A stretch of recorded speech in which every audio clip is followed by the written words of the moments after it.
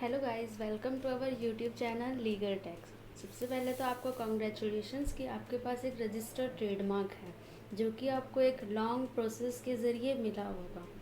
But एक important part है trademark renewal. Means कि कैसे आज हम आपको बताएंगे कि कैसे आप अपने ट्रेडमार्क को लाइफ लॉन्ग के लिए यूज़ कर सकते हैं और हमेशा ही वो आपके नेम पे या आपके बिजनेस के नेम पे रजिस्टर रहे।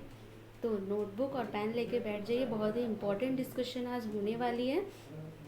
सो तो आज का टॉपिक है ट्रेडमार्क रिन्यूअल। ट्रेडमार्क रिन्यूअल का मतलब ये है कि जब भी आपको सर्टिफिकेट मिला होगा उस पर आपने एक एक्सपायरी डेट लिखी होगी जो नॉर्मली 10 ईयर्स होती है। 10 ईयर्स काउंट होती है आपके डेट ऑफ एप्लीकेशन के डेट से।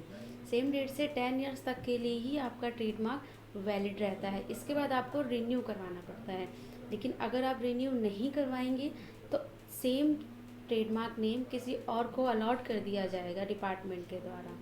तो तो मेन चीज़ आप हमेशा ध्यान रखिए कि आपके ट्रेडमार्क के एक्सपायरी डेट से कम 6 महीने पहले आप ज़रूर ट्रेडमार्क को रिन्यूअल के लिए डाल दीजिए या रिन्यूअल के लिए अप्लाई कर दीजिए। तो आज हम पूरा प्रोसेस देखेंगे कि किस तरह से ट्रेडमार्क रिन्यू किया जाता है। एंड लास्ट में आपको एक पॉइंट बताया जाएगा, क्योंकि सिंपल सी बात है 10 साल के बाद आपको रिन्यू करवाना है तो डेफिनेटली आप भूल भी सकते हैं। तो इसके लिए आपको एक सोल्यूशन बताया जाएगा। उसके लिए वीडियो को एंड तक देखें और चैनल को लाइक सब्सक्राइब, और कोई भी क्वेरी हो तो आप कमेंट में भी लिख सकते हैं या फिर आप यहाँ से फ्री में कंसल्टेशन बुक कर सकते हैं, सिंपली अपना name, email address, phone number and state डाल के। सबसे पहले डॉक्यूमेंट्स की क्या रिक्वायरमेंट होती है ट्रेडमार्क रिन्यूअल के लिए। आपके पास एक ट्रेडमार्क रजिस्ट्रेशन का सर्टिफिकेट होगा, उसकी कॉपी, पावर ऑफ अटॉर्नी अगर आप किसी अटॉर्नी या एडवोकेट को अपॉइंट कर रहे हैं रिन्यूअल के प्रोसेस के लिए, photo ID, address proof in case अगर कोई इनकॉर्पोरेशन है तो इनकॉर्पोरेशन सर्टिफिकेट एंड बाकी जो सर्टिफिकेट्स होते हैं वो लगेंगे। नेक्स्ट चीज़ होती है copy of application form of trademark registration. Trademark registration के टाइम पे जो आपने एप्लीकेशन फॉर्म भरा होगा एक उसकी कॉपी लगेगी। तो सिंपल 4 डॉक्यूमेंट्स होते हैं: registration certificate, copy of application form, photo IDs and power of attorney. अब मेन चीज़ ये है कि चेकलिस्ट कि आपका ट्रेडमार्क रिन्यूअल के लिए एप्लीकेबल है या नहीं है। इसके लिए आपको कुछ पॉइंट्स का ध्यान रखना पड़ेगा। फर्स्ट पॉइंट है कि आपका ट्रेडमार्क रजिस्टर होना चाहिए रिन्यूअल के टाइम पे। कई बार क्या होता है, प्रॉब्लम या किसी भी टेक्निकल एरर की वजह से ट्रेडमार्क रजिस्ट्रेशन में ही काफ़ी साल लग जाते हैं, तो उस ट्रेडमार्क को रजिस्टर करवाने की ज़रूरत नहीं है। आपकी इंटेंशन होनी चाहिए कि आप उस ट्रेडमार्क के नेम को कमर्शियल पर्पज़ के लिए यूज़ करेंगे और आपके ट्रेडमार्क के ऊपर किसी भी तरह का कोई लीगल ओपिनियन या कोई भी कॉन्फ्लिक्ट नहीं होना चाहिए जब आप रिन्यूअल के लिए एप्लीकेशन फ़ाइल करेंगे। सिंपल प्रोसेस होता है, जस्ट 1, 2 एंड 3 एप्लीकेशन फ़ाइल करेंगे जिसमें आपको फॉर्म नंबर 12 फाइल करना होता है। उसके कुछ टाइम बाद हम स्टेटस चेक करना होता है कि अभी प्रोसेसिंग में है या फिर रिन्यूअल डन हो चुका है। थर्ड स्टेप होता है कि जब आपका रिन्यूअल हो जाएगा तो एडवर्टाइज होगा जर्नल में। जब आपने अप्लाई किया था ट्रेडमार्क के लिए उस समय भी आपका रजिस्ट्रेशन से पहले वो एडवर्टाइज हुआ होगा। सेम चीज़ अगेन आपका ट्रेडमार्क जर्नल में पब्लिश होगा जिसमें ये नोटिस आ जाएगा कि इस ट्रेडमार्क को रिन्यू करवा दिया गया है।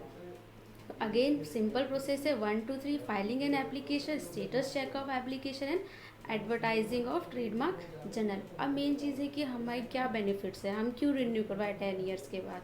वो इसलिए ताकि आपकी ब्रांड की सिक्योरिटी बनी रहे। अगर आप रिन्यू नहीं करेंगे तो इन केस अगर किसी और ने सेम नेम अप्लाई कर दिया तो डिपार्टमेंट इजीली उसको अलॉट कर देगा। नेक्स्ट है प्रोटेक्शन फॉर एनी फ्रीवियस लिटिगेशन। अगर आप रिन्यू नहीं करेंगे और किसी और को वो ट्रेडमार्क मिल गया तो डेफिनेटली वो आपके ऊपर लिटिगेशन चार्ज कर सकता है अगर आप उसी ट्रेडमार्क को यूज़ करते रहेंगे बिना रिन्यू के लिए, क्योंकि अब ऑनरशिप जो है वो ट्रांसफ़र हो चुकी होगी। थर्ड है ऑनरशिप राइट एक्सटेंशन। सिंपल बात है 10 ईयर्स के लिए आपके पास उसका ऑनरशिप था, बट अब जब आप इसको रिन्यू कर देंगे तो अगेन 10 ईयर्स के लिए आपकी ऑनरशिप जो है वो बढ़ जाएगी। मॉनेटरी रिटर्न कैसे, आपके पास एक रजिस्टर रिन्यू ट्रेडमार्क है, आप उसको सेल कर सकते हैं बाय असाइनमेंट डीड के ज़रिए, जिसको ट्रेडमार्क असाइनमेंट डीड बोलते हैं या फिर लाइसेंस बोलते हैं। डेफिनेटली आप सेल करेंगे तो उसके बदले में जो आपको मॉनेटरी प्रॉफिट होगा वो एक मॉनेटरी रिटर्न्स है। लेकिन अगर आपका ट्रेडमार्क रिन्यूअल के लिए ड्यू है तो इस मॉनेटरी रिफंड ये आपको नहीं मिलेगा। नेक्स्ट है legal protection. Legal protection in this, अगर इन केस आप पे कोई भी ट्रेडमार्क इन्फ्रिजमेंट का केस कर देता है, लेकिन अगर आपका ट्रेडमार्क आपका रिन्यू है तो डेफिनेटली आपको जो है कोर्ट जो है आपके फेवर में डिसीजन देगी। नेक्स्ट है business opportunity. Business opportunity in the sense कितने सारे बड़े बड़े ब्रांड्स हैं, मैकडोनल्ड्स, डोमिनोज, अग्रवाल स्वीट्स, ये क्या करते हैं अपने ट्रेडमार्क की फ्रेंचाइजी सेल करते हैं, इसके बदले डेफिनेटली वो पैसे लेते हैं। तो ये बिजनेस अपॉर्चुनिटी भी आपके पास रहेगी, लेकिन अगर आपका ट्रेडमार्क रिन्यू नहीं है तो डेफिनेटली आप इस बिजनेस अपॉर्चुनिटी को खोने वाले हैं। Next is unique identity. It's very clear, आपके पास एक ट्रेडमार्क रजिस्टर है, एक नेम रजिस्टर है, तो वो खुद में ही एक यूनिक आइडेंटिटी को शो करता है। सो नेक्स्ट पॉइंट ये है कि हम कैसे आपके ट्रेडमार्क रिन्यूअल में आपको हेल्प करेंगे, मॉनेटरी टर्म्स में क्या क्या रिक्वायरमेंट होती है। तो सबसे पहली बात, अगर आप रिन्यूअल को विद इन एक्सपायरी डेट से पहले अगर रिन्यूअल की प्रोसेस स्टार्ट कर देते हैं तो आपकी जो गवर्नमेंट फ़ीस होती है वो 9,000 लगेगी।